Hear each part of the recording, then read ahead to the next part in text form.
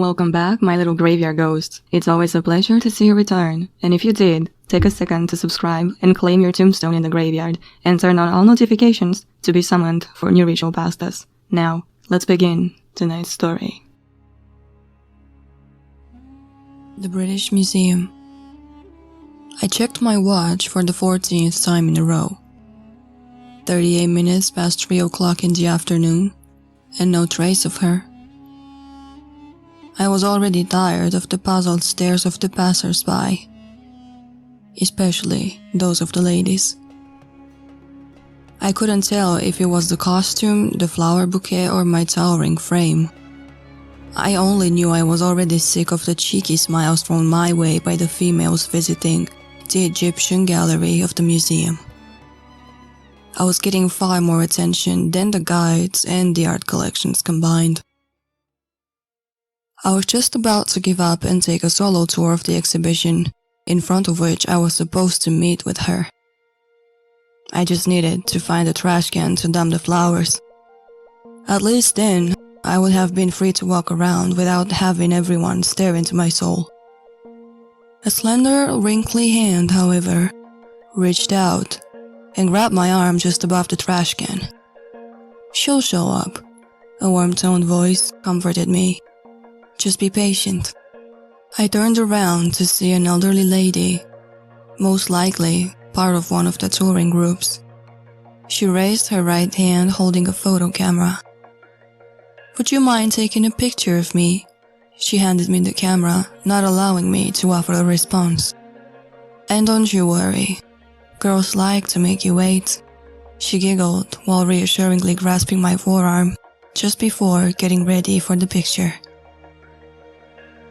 I gently smiled and did as I was asked of, then returned the camera. "Oh my, whereabout is my group? I think I was left behind. Thank you, young man." She briefly gestured with her hand, whilst clumsily hurrying to catch up with the others. "Are those for me?" A tall redhead with luscious wavy hair, pale rosy skin, and a bashful smile approached me. When her eyes met mine, I just knew. They were the same aventurine eyes that had shamelessly stolen my breath away more than 5,000 years ago. It was her. "You are probably ready to leave. I'm sorry for being late. My family can be a real nuisance sometimes." She took her leather jacket off and hung it on her forearm. She was wearing a plain black tank top and matching jeans. "I see.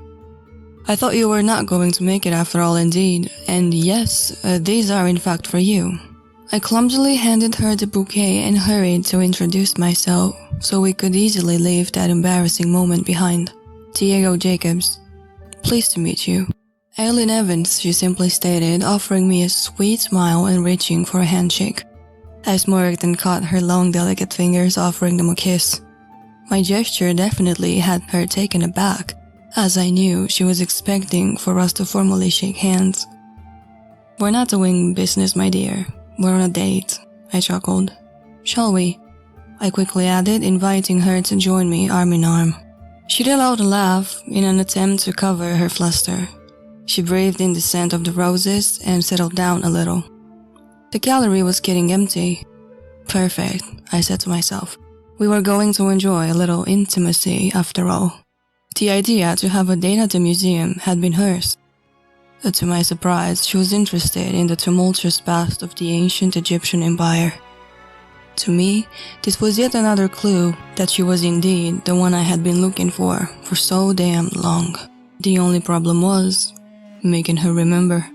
We had walked through the gallery for a good couple of minutes until she finally decided to break the silence. "How has your day been so far? Have you escaped from a corporate meeting?" She laughed, raising an eyebrow while analyzing my outfit. I giggled. "Would it be peculiar for you to find out that this is just my personal style? It's simplifying my life," I answered while tending to my shirt cuffs. "I get it, you own a tux for sleeping as well?" She went on to tease me. "I don't really sleep. I'm a full-time insomniac. Have you visited this part of the museum before? You don't really seem to be noticing the exhibits." "Only 5 times. Somehow there is something in this room that's keeping me distracted. She smirked and quickly looked away. I stopped in place and stuck my hands in my pockets, shifting my weight from one leg to the other. You know what? How about a coffee? We can leave the museum for another day. She smiled in approval, and so we headed towards the exit. Aileen. We're here, he let me know while vigorously turning the steering wheel. The car trembled as it exited the main road towards a beaten forest path. A mighty construction similar to a castle rose before us. It skillfully combined Gothic architecture with modern elements. 2 ivy-coated brick towers guarded the broad entry. Ruins were scattered over the entire area, a true medieval oasis. Bits of defense walls long fallen in battle. Pieces of archways that once served as entranceways of a citadel. Tombstones here and there, each and every one of them mercilessly devoured by moss and ivy. Nature had made sure to dress up the ghostly pallor of the deceased stones in green patches of life. Where are we? I asked. Diego did not answer at first. He stopped the engine and got out of the car, then came over to my side to open the door for me. Does it still hurt? He asked just as my foot touched the ground. It's worth mentioning that I'm one hell of a clumsy ass. I successfully managed to both make a fool of myself and sprain my ankle in front of a massive crowd down the stairs of a museum. Thank God Diego was there to stop me from breaking my neck as well, although such a quick death would have arguably been better than dying of embarrassment. I carefully stepped on it, waiting for the twinge to warn me about my ankle's unwillingness to cooperate. And so the twinge came, striking me like a hidden archer. Ouch, I moaned while Diego hurried to hold me up. Easy there. He pulled my arm around his shoulders. I'm okay, thanks. No, you're not, he riposted. He cleared his throat and sighed. Actually, you know what? Let's switch things up. What? Diego? I protested when he reached under my knees and lifted me up in the air. What are you doing? Picking you up, he snickered, as we started heading towards the castle. His heavy steps awakened the fury of the dried leaves that rustled and crackled menacingly beneath us, desecrating the holy silence of the woods. He was carrying me in his arms, quiet and grave, smiling like a porcelain doll. My gut was yelling at me to just run away and to never look back. It could have kept yelling for as long as it wanted. There was no way in hell I could have run with a sprained ankle. And quite frankly, I did not want to. Everything that was going on was both unreal and fascinating to me. My daily routine was slowly butchering my soul's freedom, enslaving it. For the first time in ages, I felt like I was regaining my liberty. Diego let out a macabre chuckle, and for a short moment I could have sworn he knew what I was thinking. I gulped as a silent chill ran down my spine, all the way to my feet. What is it? I dared to finally ask, doing my best to hide the concern from my voice, which I did, but not so much the fear. It's really nothing. I was really starting to question my decision by now, and my sanity. Why couldn't I have just asked him to go to a coffee shop instead? And what is it that makes dangerous guys appear so damn attractive to us? Am I really that desperate? Or secretly suicidal? Diego simply shook his head with his eyes closed, still smiling that half smile. Tell me, I insisted. Nothing, Aileen, it's just, you're so quiet. Where does your mind wander? Where does my mind wander? Nowhere, I lied. He raised the brow and the dimples reappeared in his cheeks. Just staring into the void, I guess. Where are we, though? This is my place. He raised his chin towards the castle before us. Following the direction he pointed to, I told myself this guy had to be either an eccentric or romantic, or a creep. Even worse, a murderer. What better place for a psycho to plot his ungodly schemes and plan his future killings down to the tiniest detail. What better place than concealed in the dark heart of the forest, a lair far away from a world he would never fit in, a world he simply doesn't get, a world that doesn't get him. "Do you like it?" He interrupted the flow of my thoughts, climbing up the glossy obsidian stairs. The perfectly polished surface reflected our surroundings, drowning them in a sea of darkness. I mumbled in approval. The front entrance had a sliding door system with black wood-framed insulated glass of reduced transparency. Diego had opted for the intimacy of darkened windows, exactly in the same way someone who wouldn't want a peeping Tom to see in how many ways you can cut a human fillet would do. He stepped inside and laid me down on a tufted red velvet sofa. I immediately knew the guy had a weakness for red velvet. The same fabric covered both the walls and the floor. Black velvet also decorated the ceiling, across which dozens of spotlights imitated its starry night sky. 2 Baroque cabinets framed the door that presumably led to the rest of the house. An elaborately carved wooden coffee table was placed in front of the sofa, and hung on the wall right across from it was a 90-inch TV screen. "Do you want milk with your coffee?"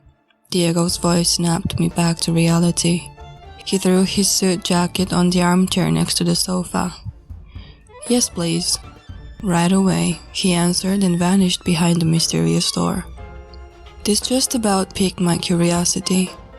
Diego had been careful enough to close the door behind him, hindering my ability to discover what was on the other side. I would have followed him, under the pretense of helping him prepare the coffee.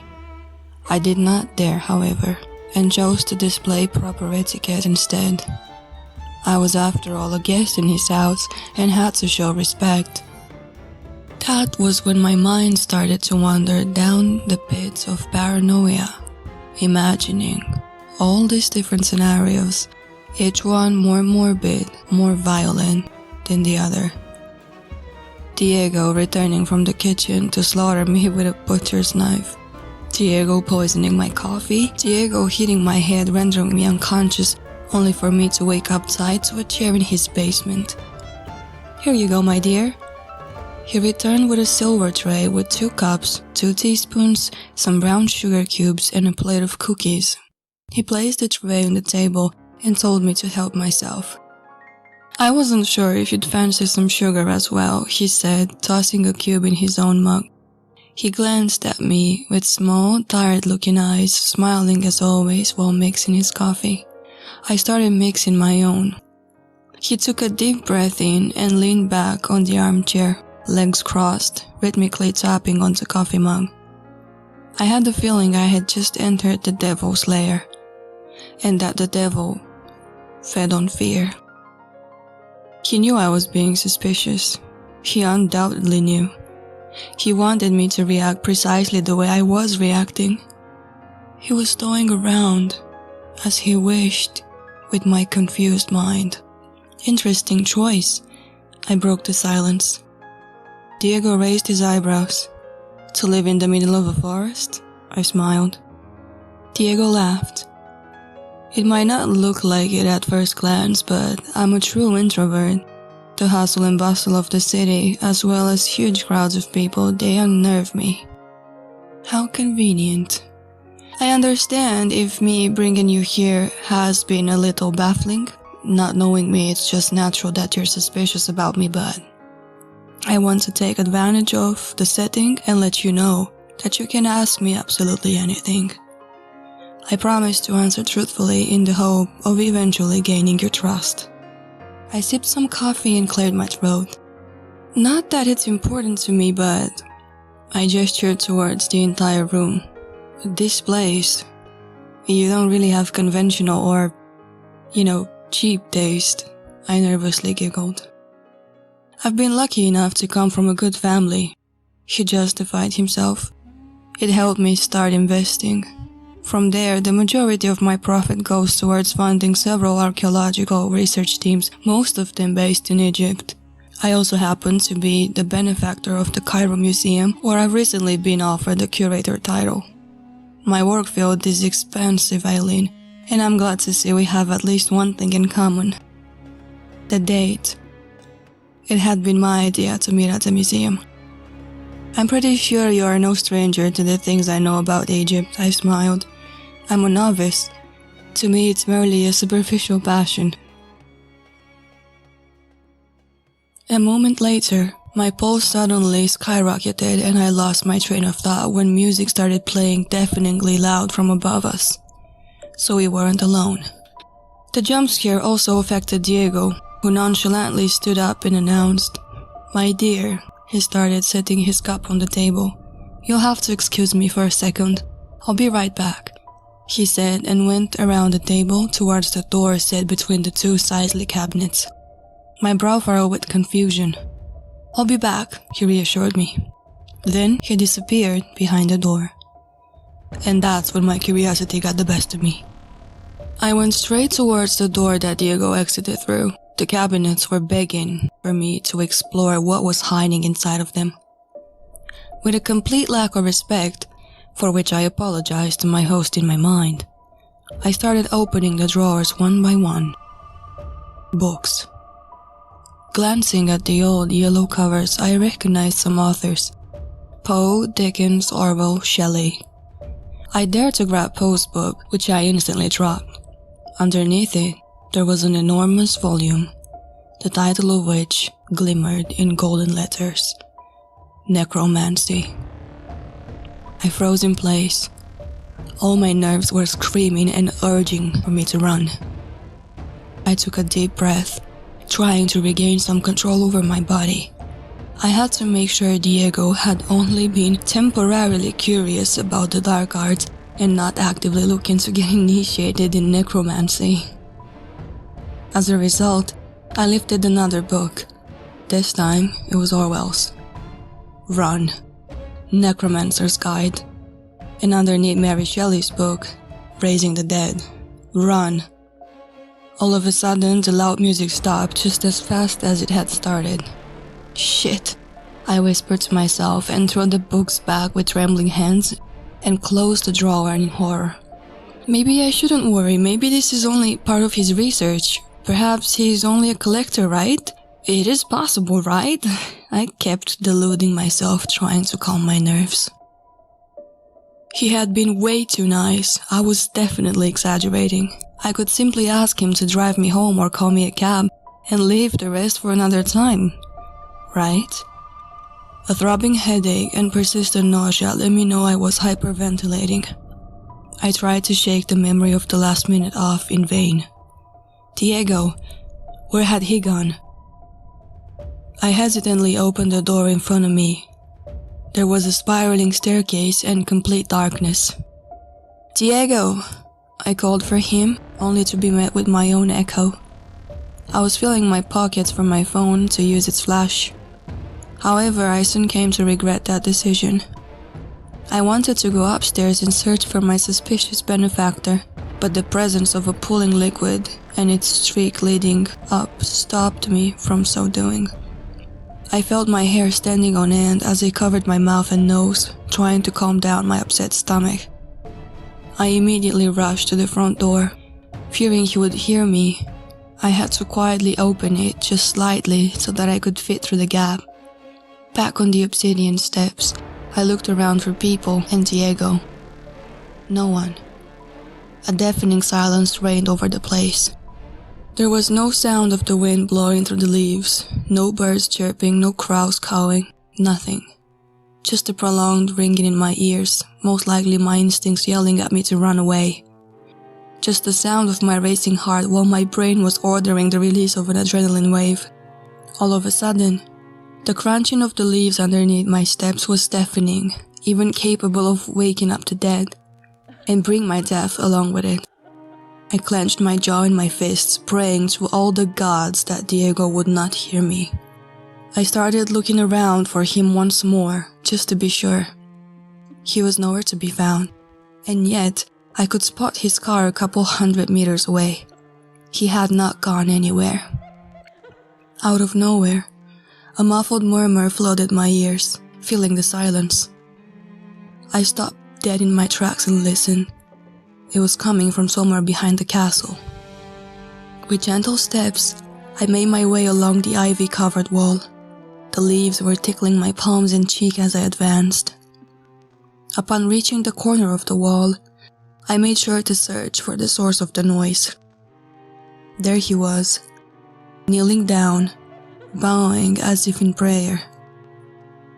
But I could not tell what he was praying to. As my curiosity slightly piqued over the fear of dying, I allowed myself to stretch my neck just enough to see what Diego's silhouette was concealing. A white marble figure. A statue. The white statue of an angel. And a marble tile. And flowers. And I gulped. Cross.